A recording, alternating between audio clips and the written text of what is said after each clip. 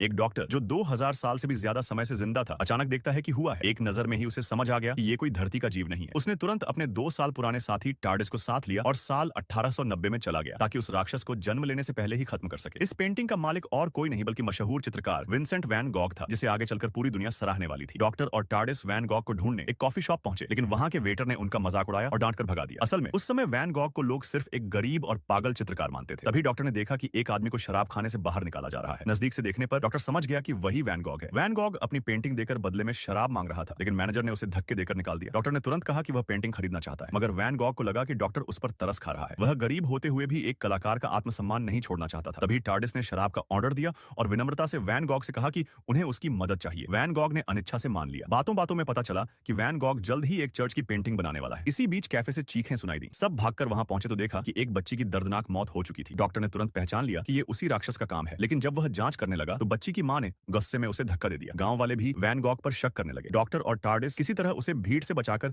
उसके घर ले गए। घर के अंदर पहुंचकर वे हैरान रह गए। वैन गॉग की अनमोल पेंटिंग्स उनके सामने रखी थी, जिनकी गंध तक ताजी थी। डॉक्टर और टार्डिस की तारीफ सुनकर वैन गॉग बहुत भावुक हो गया। पहली बार किसी ने उसके कला को इतनी गहराई से समझा था। तभी अचानक बाहर से टार्डिस की चीख सुनाई दी। जब वे भागकर बाहर आए तो देखा कि टार्डिस जमीन पर गिरा हुआ है। डॉक्टर कुछ समझ नहीं पा रहा था, लेकिन वैन गॉग ने अचानक लोहे का कांटा उठाकर हमला कर दिया। पहले लगा कि वैन गॉग पागलपन कर रहा है, मगर तभी हवा में अजीब सी गड़गड़ाहट हुई। डॉक्टर को समझ आया कि ये राक्षस आम लोगों को दिखाई ही नहीं देता, सिर्फ रंगों के प्रति संवेदनशील वैन गॉग ही उसे देख सकता है। आखिरकार दोनों की मदद से वे राक्षस को हराने में सफल हो गए। राक्षस की असली पहचान जानने के लिए वैन गॉग ने उसकी शक्ल पेंटिंग में बनाई, मगर उसने पेंटिंग तुरंत फाड़ दी। डॉक्टर ने किसी तरह उस तस्वीर की मदद से टार्डिस के उपकरण से पता लगाने की कोशिश की। तभी राक्षस फिर से हमला कर बैठा और डॉक्टर को भागना पड़ा। आखिरकार वे फिर वैन गॉग के घर लौट आए। जब वैन गॉग जागा तो उसने देखा कि टार्डिस धूप से भरे सूरजमुखियों के बीच बैठा है। नजारा किसी जादुई पेंटिंग जैसा लग रहा था। टार्डिस ने चाहा कि वैन गॉग इसे चित्रित करे, लेकिन वैन गॉग ने मना कर दिया। वह बोला, नहीं, ये बात नापसंद करने की नहीं है, बल्कि ये लोग बहुत जटिल हैं, हमेशा जीवन और मृत्यु के बीच कहीं अटके रहते हैं। वे इंसान की तरह हैं, पर सूरज जैसे हैं। लेकिन असली समस्या अब भी बची थी, छिपे हुए राक्षस को ढूंढना। उपकरण से पता चला कि उसका नाम क्रास है। ये जीव